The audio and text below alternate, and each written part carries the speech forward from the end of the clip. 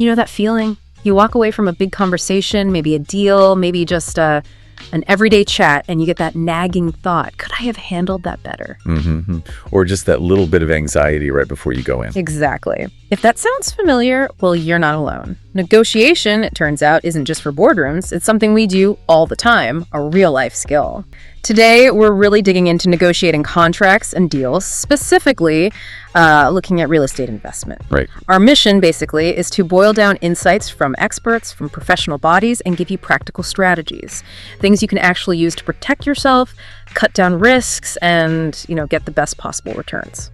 Okay, let's get into it. And look, the goal here isn't just about winning in that old school confrontational way. That can burn bridges. What we're really focusing on today is understanding the why. Why do certain strategies work? And how can you build, solid, lasting relationships through the whole negotiation process? It's about finding the best outcome, ideally for everyone. That's such an important point, because our sources are really clear on this. Negotiation isn't a single chat. It's not just one meeting.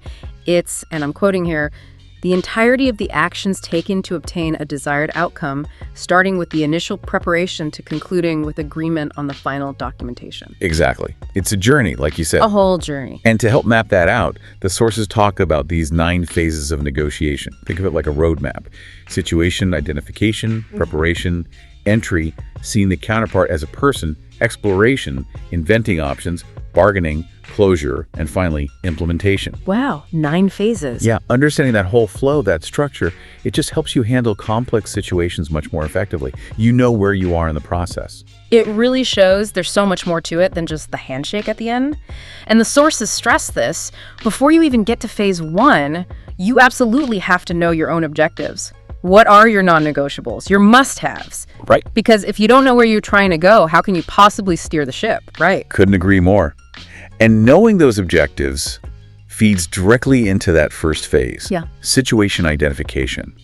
It's so important to define what you're negotiating about in a way both sides can agree on. Often that starts with something formal, like a letter of intent, an LOI, or an offer to purchase. Okay. But the real insight here, try to depersonalize it. Separate, defining the problem from jumping straight to solutions. If you do that, you often find more creative alternatives open up. Things you wouldn't have seen if you just rushed to solve it your way. That situation identification feels absolutely critical. What's a common mistake people make there? Like, they think they've defined it, but they've missed something. A big one is defining it only from your point of view. You assume the other person sees it exactly the same way you do. Ah, right. And then you end up talking past each other. The key is getting to a mutually acceptable definition. Both sides need to agree on what the core issue or opportunity is, even if you disagree strongly on how to handle it. Without that shared understanding, you're kind of building on sand. That makes perfect sense. Okay, so let's talk about preparation. The sources say effective negotiation starts long before the counterparts meet. What does really solid prep look like beyond just, knowing your budget? Oh, it's way more than just the numbers. First step is knowledge preparation. That means deep research. You need to know the property inside out, understand your real strengths and weaknesses, and crucially, try to anticipate the other side's perspective. Just seeing it through their eyes. Exactly. The sources call it taking off your rose-colored glasses. Really try to see your own position as they might see it. It sounds simple, but it's a huge mental shift. Makes you much better prepared. And another thing, quantify the benefits for both sides. Be specific. Yes, that's concrete. It's believable. It's way more persuasive than vague promises. So it's not just what you want, but what value you bring and what they stand to gain. Makes sense. But beyond price, what else is typically on the table in these real estate deals? Right. It's almost never just about the price. You've got your tangibles, the measurable stuff, income stream, the price itself, timing, financing details, who takes on risks like environmental liability, even the exact wording in the contract. Okay, the hard facts. Yeah. But then you have the intangibles. These are often overlooked, but can totally derail things. We're talking reputation, saving face, pride, ego, even just a feeling of being treated fairly, which, is totally subjective. Ignore that stuff at your peril. It's amazing how much deeper the preparation needs to go. Now, the sources mention negotiating capital. Sounds like something you build up before you talk to anyone. How does that work, this 4-step process? Yeah, it's foundational, really builds your strength. Step 1, aspirational goals. Aim high. Research shows ambitious goals often lead to better results. But crucially, they must be backed by facts. Otherwise, you just look unrealistic. Got it. Aim high, but be credible. Step 2, absolute criteria. These are your non-negotiables, your rock bottom walk-away point or walk peg. This has to be clear, factual, measurable. The line you absolutely won't cross. Okay, WAP, essential. Step 3, BATNA. Best alternative to a negotiated agreement. Famous concept from Getting to Yes. It's basically, what's your best option if this deal falls through? A strong BTNA gives you huge leverage. Like having other properties lined up. Exactly. Or maybe multiple interested tenants if you're the landlord. If your BTNA is weak, you have to work on improving it before you negotiate. Brainstorm, get advice. It's your safety net. Makes sense. And finally, step 4, reserve value. This point slightly better than your walkaway point. It gives you some wiggle room. And between your reserve value and theirs, that's the zone of potential agreement, the ZOPA. If those zones don't overlap, Then there's no deal to be made. pretty much. Yeah. Knowing that up front saves a lot of wasted time and energy. Really makes you think, doesn't it? How many times have you maybe taken a deal because you hadn't clearly defined your walkaway point or even thought about your beat TNA? Think about that for your own situations, not just real estate. Okay, so you've done all this prep, it's intense. Now you're actually, face to face or maybe on a video call. How does all that homework translate into the actual conversation? Effective communication has to be key, right? Absolutely. That entry phase is where you figure out who actually has the authority to make decisions on the other side. Yeah. You set ground rules. How are we going to conduct this? Do we need experts in the room? And you want to start positively. Build some rapport. Set the stage. Right. And then, this is critical, the counterpart as a person phase. The sources say your counterpart is another person, not a corporation. You have to remember that. And this is where active listening is just paramount. Yeah. And active listening isn't just, waiting politely for your turn to talk. It's really paying attention. What are they saying? What are they not saying? Holding back judgment. Paraphrasing what you think you heard to make sure you got it right. Asking open-ended questions. Why? How? What if? To dig deeper. Summarizing. It's about building that relationship. Understanding that we both win usually leads to winning again and again, unlike that I win, you lose approach. That's often just a one-off victory. That focus on the person and really listening seems fundamental, but people have different styles when they negotiate, don't they? It's not always going to be collaborative. Definitely not. The sources identify 3 main styles, and spotting them is really useful. First, there's the hard negotiator. Sees it as a battle, uses threats, digs into positions, wants to win even if the other side loses badly. Very confrontational. Okay, adversarial. Then you have the soft style. Treats everyone like friends, maybe trusts too easily, quick to make concessions, really values the relationship, sometimes more than the outcome itself. Might give away too much. Potentially, yeah. And finally, the principled style. This is generally seen as the most effective. It separates the people from the problem, focuses on underlying interests, not just stated positions, works to invent options where both sides gain, expanding the pie, and insists on using objective criteria like market data to judge options. That sounds like the goal. Principled negotiation. It generally leads to better, more sustainable deals. Now, beyond styles, there are also different approaches. You've got distributive negotiation, think fixed pie, it's win-lose. Classic example is haggling over price. Like base rent landlord wants $40, tenant wants $30. Someone gives, someone takes. Zero-sum game? Pretty much. Then there's integrative negotiation or interest-based bargaining, IBB. This is about expanding the pie, finding ways for mutual gain. It's win-win. It requires more openness, sharing objectives, concerns. The example given is great. The tenant wants to build on land. The landowner is also a builder. The deal. Landowner gets a lower lease rate if they get the contract to build the building. Tenant gets cheaper rent. Landowner gets a construction project. Both achieve a key interest.